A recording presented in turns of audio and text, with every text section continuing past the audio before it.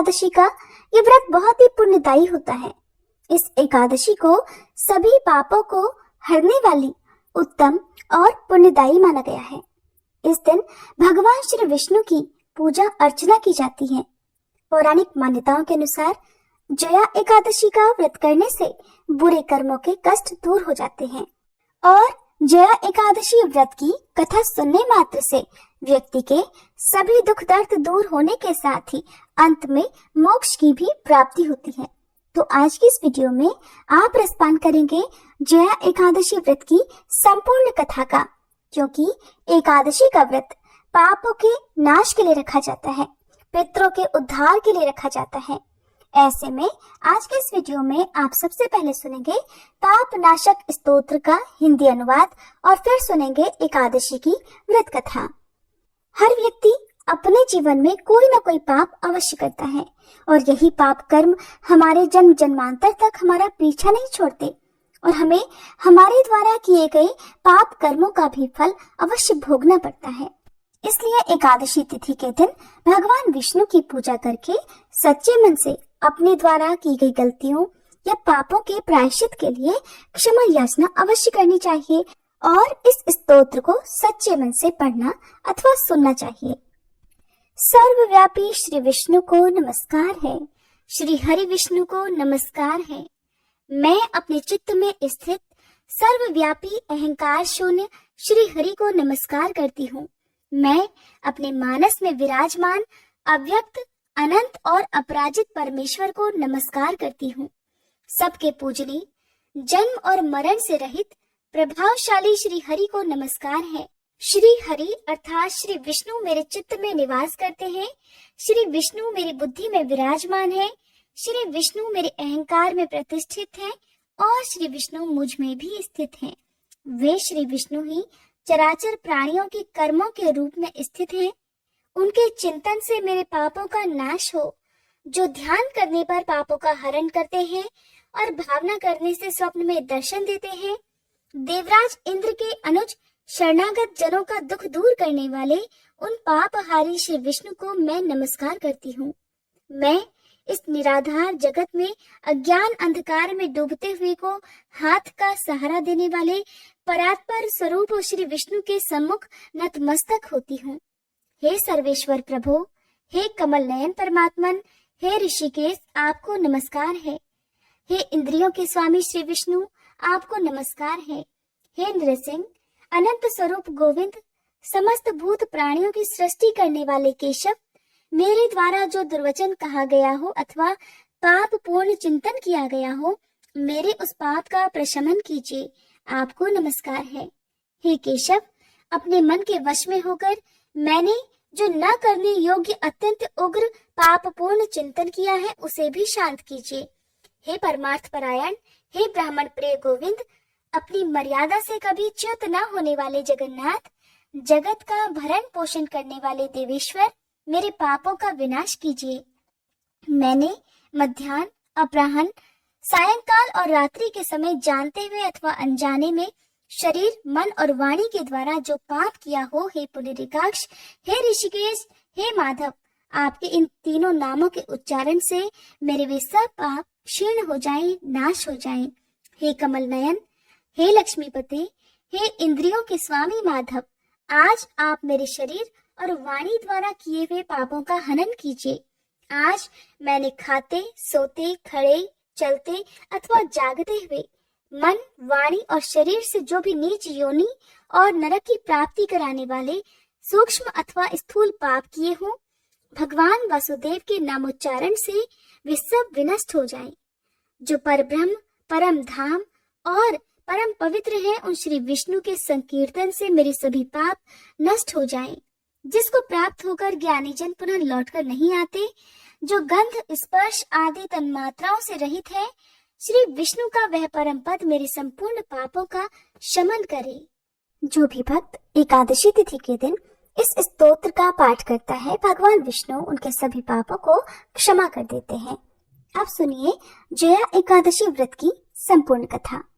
एक बार धर्मराज युधिष्ठिर ने भगवान श्री कृष्ण से कहा, हे मधुसूदन, अब आप कृपा कर मुझे माघ मास के शुक्ल पक्ष की एकादशी के संबंध में भी विस्तार पूर्वक बताइए।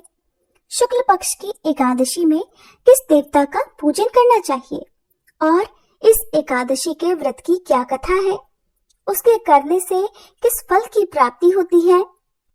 तब भगवान श्री कृष्ण ने कहा, हे धर्मराज युधिष्ठिर, माघ माह के शुक्ल पक्ष की एकादशी को जया एकादशी कहते हैं। इस एकादशी के उपवास से मनुष्य भूत प्रेत पिशाच आदि की योनि से छूट जाता है। अतः इस एकादशी के उपवास को विधि अनुसार करना चाहिए। अब मैं तुमसे जया एकादशी के व्रत की कथा कहता हूँ, ध्यान पूर्वक श्रवण करो। एक समय देवताओं के राजा इंद्र नंदन वन में भ्रमण कर रहे थे। चारों तरफ किसी उत्सव का सा माहौल था। गंधर्व गान कर रहे थे और गंधर्व कन्याएं नृत्य कर रही थीं। वहीं पुष्पवती नामक गंधर्व कन्या ने माल्यवान नामक गंधर्व को देखा और उस पर आसक्त होकर अपने हाव भाव से उसे रिझाने का प्रयास करने लगी। माल्यवान भी उस गंधर्व कन्या पर मोहित होकर अपने गायन का सुर ताल भूल गया। इससे संगीत की लय टूट गई और संगीत का सारा आनंद बिगड़ गया। सभा में उपस्थित देवगणों को ये बहुत बुरा लगा। ये देखकर देवेंद्र भी रुष्ट हो गए। संगीत एक पवित्र साधना है और इस साधना को भ्रष्ट करना महापाप है।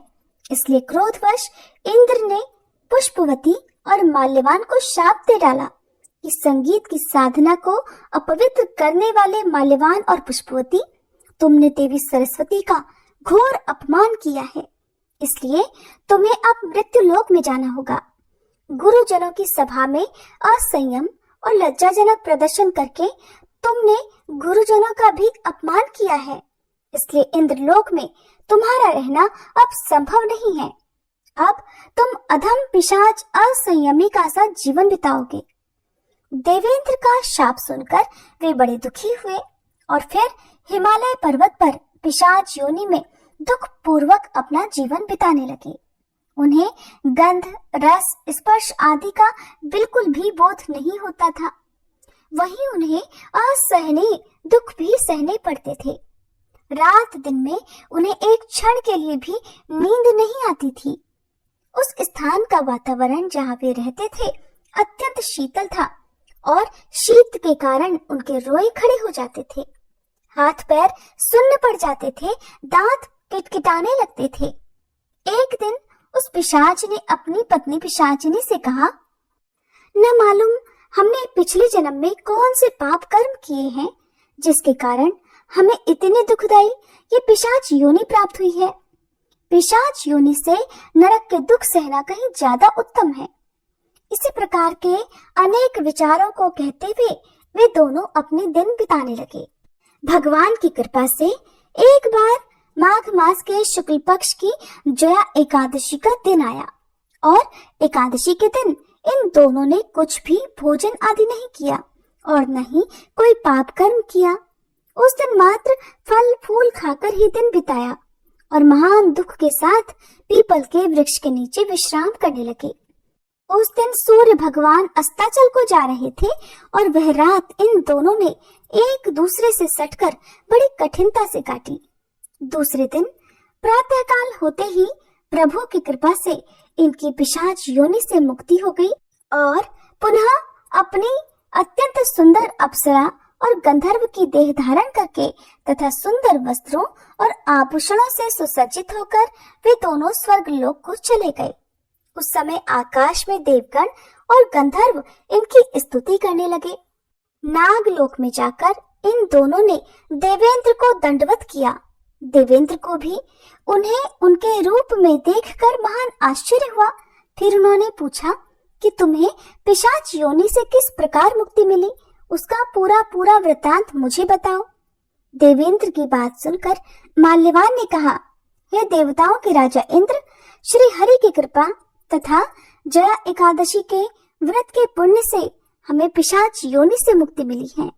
तब देवेंद्र ने कहा, हे माल्यवान, एकादशी व्रत करने से तथा भगवान श्री हरि की कृपा से तुम लोग पिशाच योनि को छोड़कर पवित्र हो गए हो, इसलिए हम लोगों के लिए भी वंदनीय हो गई हो, क्योंकि श्री शिव तथा विष्णु भक्त हम देवताओं के वंदना करने योग्य हैं।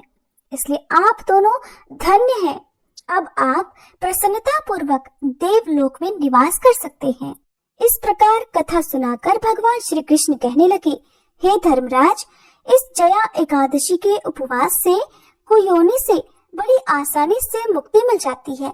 जो मनुष्य इस एकादशी का व्रत कर लेता है उसने मानो सभी तप, यज्ञ और दान कर लिए हैं। जो मनुष्य श्रद्धा पूर्वक जया एकादशी का व्रत रखते हैं वे अवश्य ही सहस्त्र वर्ष तक स्वर्ग में वास करते हैं। कथा का सार ये है कि संगीत देवी सरस्वती का एक अलौकिक वरदान है। ये एक साधना है, एक विद्या है और इसमें पवित्रता बनाए रखना अत्यंत आवश्यक है। फिर जिस सभा में अपने से बड़े गुरुजन आदि उपस्थित हो वहां प्राणी को संयम और मर्यादा को बनाए रखना चाहिए ताकि गुरुजनों का अपमान न हो, उनका सम्मान बना रहे, क्योंकि गुरुजनों का अपमान करने वाला मनुष्य घोर नरक का भागी होता है। एकादशी का व्रत रखने वाले भक्तों को सुबह जल्दी उठकर स्नान आदि से निवृत्त हो जाना चाहिए। फिर घर के मंदिर में दीप जलाकर भगवान विष्णु का गंगा जल से अभिषेक करना चाहिए। भगवान विष्णु को पुष्प और तुलसी दल अर्पित करने चाहिए। अगर संभव हो तो इस दिन व्रत भी रखना चाहिए। व्रत की कथा पढ़ने और सुनने के बाद आरती करनी चाहिए और भगवान को भोग लगाना चाहिए। इस बात का विशेष ध्यान रखें कि भगवान को आज के दिन सिर्फ सात्विक चीजों का भोग लगाया जाता है। भगवान विष्णु के भोग में तुलसी को जरूर शामिल करें। ऐसा माना जाता है कि बिना तुलसी के भगवान विष्णु अपना भोग ग्रहण नहीं करते हैं। इस पवित्र दिन भगवान विष्णु के साथ ही माता लक्ष्मी जी का भी पूजन अवश्य करना चाहिए और इस दिन भगवान का अधिक से अधिक ध्यान करना चाहिए। भगवान की पूजा करने के बाद अगले दिन द्वादशी तिथि को एक बार फिर से पूजन कर अपने व्रत का पारणा करना चाहिए। पारण करने से पहले भगवान को फलों का, मिठाइयों का या पंचामृत का भोग लगाना चाहिए। साथ में तुलसी पत्र रखकर और जल भी अर्पित करना चाहिए। फिर सबसे पहले तुलसी पत्र और जल को मुख में रखकर व्रत का पारणा करने के बाद ही भोजन करना चाहिए। ये थी आज की वीडियो। उम्मीद है आपको पसंद आई होगी। अच्छी लगी हो तो वीडियो को लाइक करके हमारे चैनल को सब्सक्राइब करना मत भूलिए।